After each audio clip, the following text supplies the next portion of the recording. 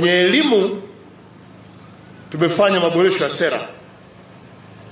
Maboresho ya sera haya tumegundua kwamba tuna vijana wengi nchini wamemaliza ngazi mbalimbali za elimu.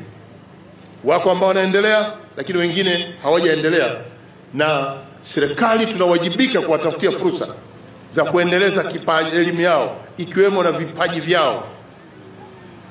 Na tukagundua kwamba mchakato huu ni lazima uingie serikalini ufanywe utafiti ili tubaini mahitaji ya hao ambao wapo waliomaliza ngazi mbalimbali za masomo, nini tufanye kwa pamoja.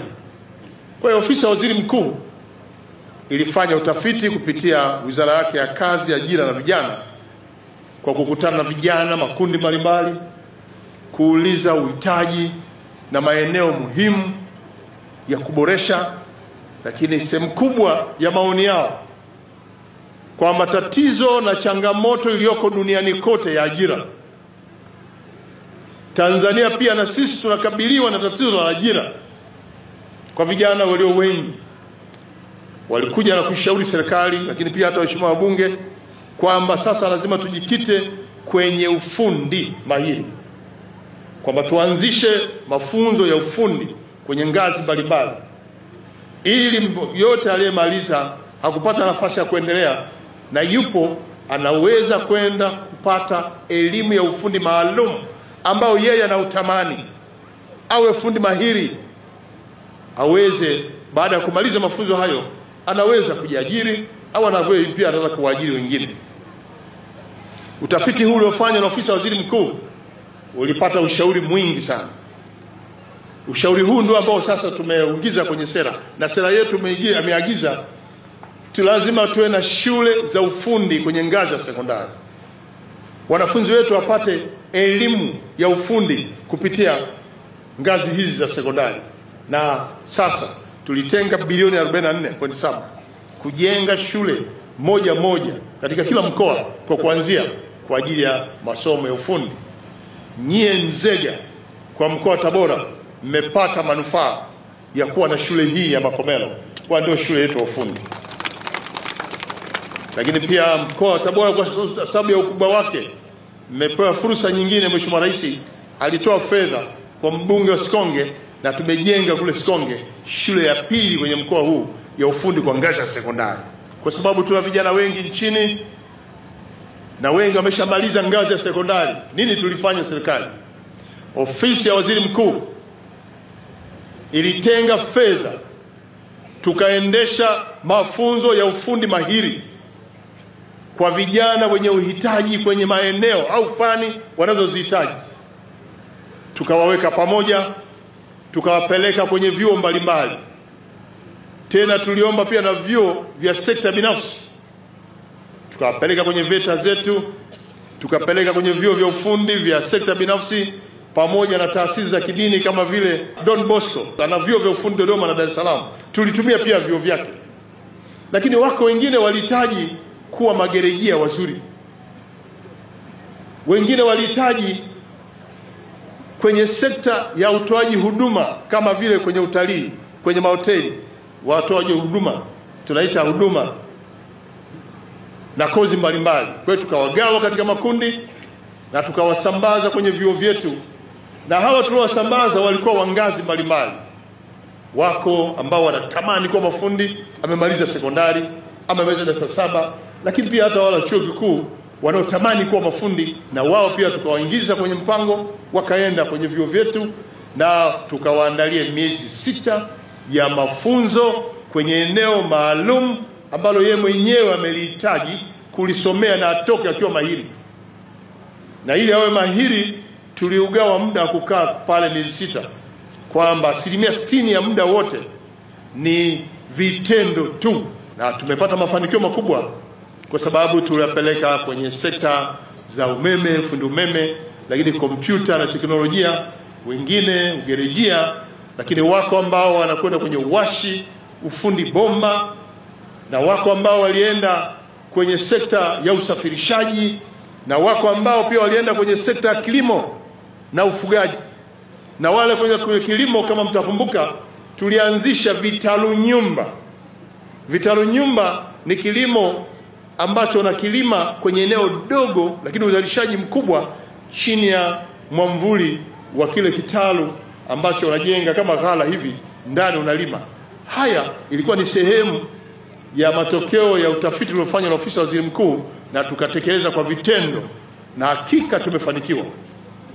Moja kati ya mafanikio kwenye sekta ya utoaji huduma, nyewe mnakumbuka, hasa mwenyewe watu wazima, hoteli zetu hapa nchini nyingi, ukienda hotelini zile za kitalii, mameneja wote walikuwa wanatoka nchi za jirani.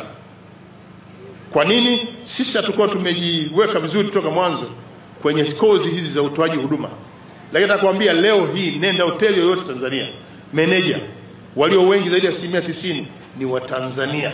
Kwa nini? Wamepata ujuzi mahiri kwenye utoaji huduma. Na hao utawakuta ngazi zote. Wako ambao wamemaliza darasa 7, amesoma ufundi mahiri, amepata ajira, lakini wengine wamejiajiri. Wako waliomaliza kidato cha 6, kidato cha 4, hata waliomaliza vyuo vikuu lakini hawakupata ufundi mahiri, ameamua kwenda kusoma ufundi mahiri kwenye vyuo vyetu ikiwemo na VETA, na leo hii ni mafundi mahiri.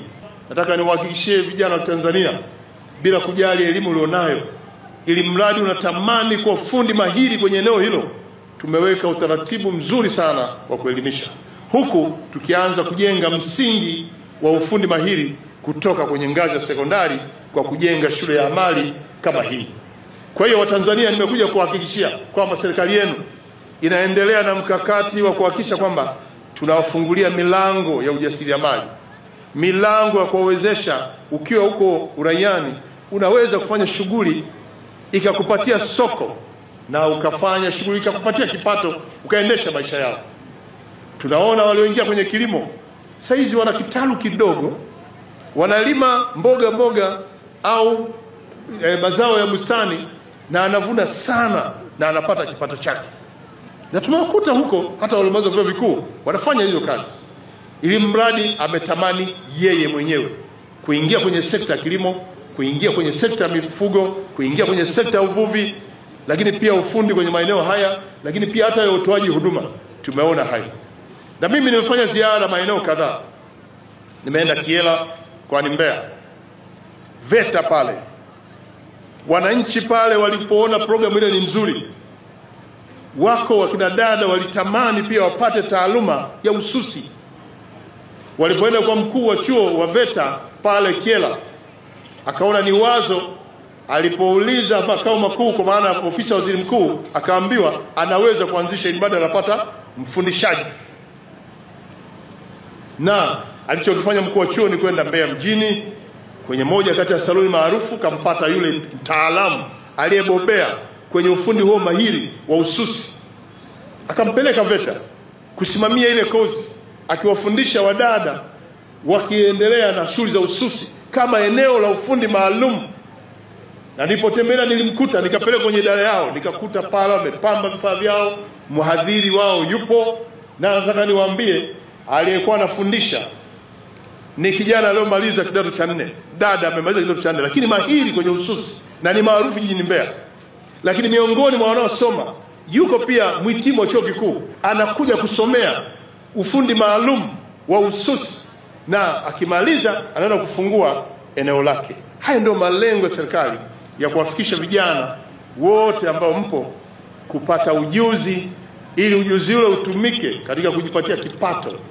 Tupunguze uhitaji wa ajira. Ni kweli uhitaji wa ajira, ziko ajira rasmi za serikalini kwenye halmashauri, lakini kuna ajira ambazo si rasmi, lakini zenyewe pia zinaleta mapato ya mtu mmoja mmoja, ikiwemo na ufundi mahiri. Na kwa bahati nzuri, sera yetu ya elimu ya sasa imesisitiza elimu ya ufundi mahiri, na tunaita amali. Ndio kwa sababu shule hii tunaita shule sekondari na amali. Amali ni ufundi.